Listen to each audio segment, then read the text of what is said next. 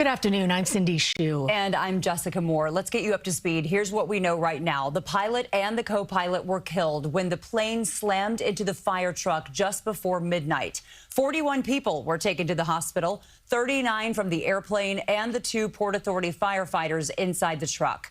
Right now, the FAA has closed LaGuardia Airport until at least 2 p.m. That flight originated in Montreal, carrying 72 passengers and 4 crew when it hit the vehicle just before midnight.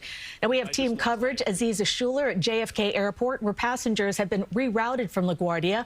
Transportation reporter Elijah Westbrook has the information flyers need to know before heading out. Masa Saidi is at one of the hospitals where the injured were taken. But we start with Tony Aiello. He is live at LaGuardia with the latest on the investigation. Tony. It is very sobering to stand here on the 7th floor of the Terminal B parking garage and look out towards the runway and see that CRJ 900 regional jet with all that damage. The Port Authority has surveillance video showing last night's incident. A source who has seen that called it unbelievable, describing a high-speed impact and then a cloud of smoke. 2 Port Authority aircraft rescue firefighters suffered broken bones and lacerations when their truck was hit. One of them has been released from the hospital. Tragically, the cockpit crew did not survive. It started with a routine request from a convoy of Port Authority ground vehicles, permission to cross runway 4 at LaGuardia. Who's the vehicle needed to cross the runway? Truck 1 and Company, LaGuardia Tower, requesting to cross 4 at Delta. Truck 1 and Company, cross 4 at Delta. Truck 1 and Company, crossing 4 at Delta. But as the first aircraft rescue firefighting truck began to traverse the runway, the air traffic controller realized something was terribly wrong. Stop, Truck 1, stop. Stop, Truck 1. Air Canada Express Flight 8646 collided with the first fire truck as it landed around 11:40 p.m. The cockpit was heavily damaged. The pilot and co-pilot were killed. A flight attendant strapped in her jump seat was ejected from the plane but survived. This passenger describes the chaos. We came in pretty hard. We immediately hit something, and it was just chaos in there. About 5 seconds later, we had come to a stop. But in that short period, I mean, everybody was hunkered down and everybody was screaming.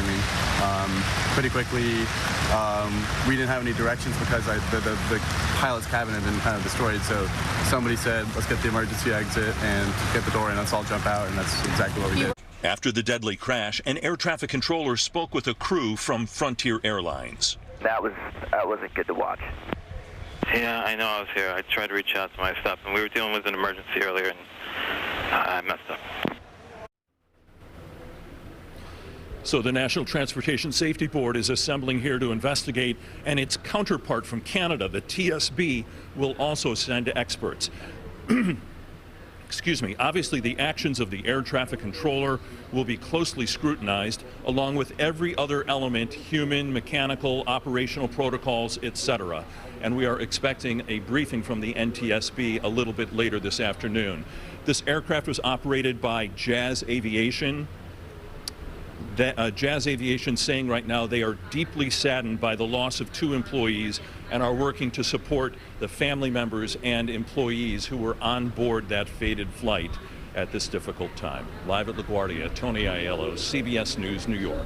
Just an awful situation, Tony. Thank you. And that fire truck was responding to a separate incident where pilots of a United Airlines flight aborted their takeoff because of an odor in the cabin. The pilot said flight attendants were feeling sick and declared an emergency when no gates were immediately available. More now on the injured. As we reported, 41 people were taken to area hospitals. Masa Saidi is live for us at Elmhurst Hospital, where some of them are being treated right now. Masa? Jessica, Cindy, we are right outside of the trauma center, keeping our eyes on all of the exits. This truck just pulled up behind me, blocking that. We are working to learn more about the people who were injured. Obviously, what happened is just utterly terrifying. We believe most of the 41 people were taken here to Elmhurst. Last check, as you said, 32 have been released, 9 still hospitalized. We know that some of those injuries are serious injuries. There was a Port Authority police car that was parked out here for most of the day. We know 2 Port Authority officers were on that truck during the collision last night. So we're going to stay out here because this is really where much of the story is right now. We're going to be on the lookout for more people being released. Hopefully more passengers will be released for any family members that stop by and also any elected officials. For now, that is the very latest here in Queens. I'm Masa Saidi, CBS News New York. Masa, thank you. Meanwhile, travelers at LaGuardia are dealing with major delays and cancellations. As we mentioned, the entire airport is closed until at least 2 o'clock this afternoon. Transportation reporter Elijah Westbrook live outside the airport with what flyers should do right now. Elijah. That's right. Well, Cindy and Jessica, if you are heading to LaGuardia Airport this afternoon, just keep in mind that there are a few critical things you need to know before you head out the door. So there on your screen is a breakdown of some of the tips that we put together there. And you can see, first and foremost, the FAA ground stop is still in effect, which means no flights are taking off or landing, and the airport is closed until at least 2 p.m. Second, check your flight status before you come here. Many flights, they have been canceled, delayed, or diverted, so there's a good chance your plans have already been altered. Third, if your flight is canceled, just know, or just don't show up here. Try to rebook online or through your airline's app first, because lines at customer service desks have been long. In fact, here's video from inside Terminal B Monday morning. You can see stranded passengers camped out on the floor with their luggage, many wondering what to do next as they wait for operations to resume. This as more than 580 flights today have been canceled already. We caught up with one traveler who told me he had no idea the airport was even closed when he showed up for his American Airlines flight. He said he hopes his flight isn't on the canceled list when we broke the news to him. The airport is closed until at least 2 o'clock. There's a long delay. Yeah, the FAA has stopped all operations until at least 2 p.m. Like, what time was your flight supposed to leave? 3 p.m. At 3 p.m. Yeah. Okay, so you might be in the clear. This has never really happened to me before in all my years of flying. So, yeah, it's kind of unexpected, kind of new, but yeah, got here early today because my flight actually, they didn't let me get on my flight yesterday. So keep in mind, again, we're also seeing some flights diverted to other airports like JFK and Newark, so double check where your flight is actually going. And finally, even if the airport reopens at 2 p.m., expect delays to continue into the evening as airlines try to reset planes and crews. All of this is happening as the NTSB continues its investigation, which is why the runway remains closed right now as we speak. Live right now just outside of LaGuardia Airport, Elijah Westbrook, CBS News, New York. Layer of misery to travelers right now. Elijah, thank you for those tips.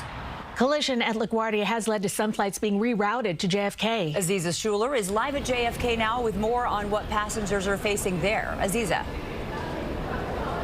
Good afternoon. Overall, a drastic difference here at JFK compared to, say, 3 to 4 hours ago. We're going to swing over and take a look at what the line stands now. As you can see, still a lot of people packed in, zigzagging through this pre-security checkpoint area, but there's still empty spaces, nothing compared to what was here earlier when the line snaked around the entire terminal, if you will. But earlier this morning, it was a combination of passengers arriving early for flights prepared to wait in line for hours. Then there was also that overflow of travelers rerouted from LaGuardia, where a ground stop is still in place following last night's plane collision. Now, for many of the people who could not get on a flight from LaGuardia, it was a mad dash to not only rebook flights out of JFK or Newark, but also arrive in time to get on those flights and make it through these lines. Now, we met a gentleman who received an alert on his phone that his flight to Tampa from LaGuardia was canceled, and he got this alert before leaving his hotel. So he thought he had enough time to hop on another plane out of JFK, but things did not go as planned. You had a flight initially out of LaGuardia. You got the alert that it was canceled, so you came here to JFK. Tell me what happened once you got upstairs. So when I got there, I went to a service line from American Airlines to get a refund or to get rescheduled for a direct flight, because I bought a direct flight because they rescheduled me to a flight with a layover in Miami, and I don't want to go there. You are attempting to find a flight out of Newark this morning. Yes, exactly. So I just found a direct flight from Newark at 5 o'clock, around 5 o'clock-ish, from United Airlines, and I bought the ticket. So afterwards, well, I'm gonna I'm going to see if I can get that and also get the refund through the 1-800. And this all comes as ICE agents have been deployed to airports nationwide to help ease long security lines due to the partial government shutdown, which has pushed thousands of TSA officers to call out sick, and hundreds quit after working weeks without pay. We spotted agents stationed here at JFK. There were some in the area of Terminal 8. There's also a few here in Terminal 5, and there were also agents seen walking through Newark LaGuardia Airport. Now, as for delays and cancellations here at JFK, there are more delays than cancellations, so that is a good sign. However, there are about 115 delays here. As for Newark, about 175 delays there, so you will want to check with your airline before heading out to your flight today to give yourself enough time. For now, we're live at JFK Airport. Aziza Schuler, CBS News New York. And we'll have more on those ICE agents at airports around the country coming up later in the show. Thank you, Aziza. And for those trying to get to JFK, let's get the latest on how this incident is impacting traffic in the area. Guy Stanier's here with that. Guy. Thank you, Cindy. Well, the LaGuardia closure definitely affecting the roadways, but not on the Grand Central Parkway where you might imagine. The earlier ramp closures in front of LaGuardia have been reopened. Traffic is moving just fine here, most likely because no one is going there. It's the Van Wyck headed to JFK that's a problem. We have slow traffic on the southbound side through South Ozone Park in Jamaica. The delays start around Linden Boulevard and stretch down to the airport. If you have a flight here this afternoon or evening, definitely give yourself plenty of extra time to get to the terminals. Alternate side parking is in effect today citywide. Cindy and Jessica, back to you. Guy, thank you. Officials have not said whether air traffic control staffing played a role in the collision, but short staffing is an issue that has burdened the FAA for years. Investigative reporter Tim McNicholas has covered the issue extensively. So, Tim, what are you learning today about the staffing situation last night at LaGuardia? So, Jessica and Cindy, the FAA says last night's staffing at LaGuardia will be a part of the investigation, but they're not saying how many controllers were working. Retired controllers say staffing does tend to drop late at night when there are fewer flights. And regardless of the time, the number of controllers in the U.S. has dropped 6% in the last decade, according to a recent federal audit. During that same period, the number of flights relying on the air traffic control system increased 10%. A former NTSB investigator tells us the NTSB will also look into staffing. So it's all about situational awareness, distraction. This is human factors. This is what the board, I think, will be focused on, is what was the controller doing? How much of the workload? Was there fatigue involved since it was a nighttime operation? And these controllers work varying shifts. They work a morning, a mid, and a night. So fatigue will definitely be one of those questions that needs to be answered. The FAA says it has been working to bolster staffing nationwide, and the agency met its 2025 hiring goal by bringing in 2,000 new controllers. Jessica and Cindy. Thank you so much, Tim.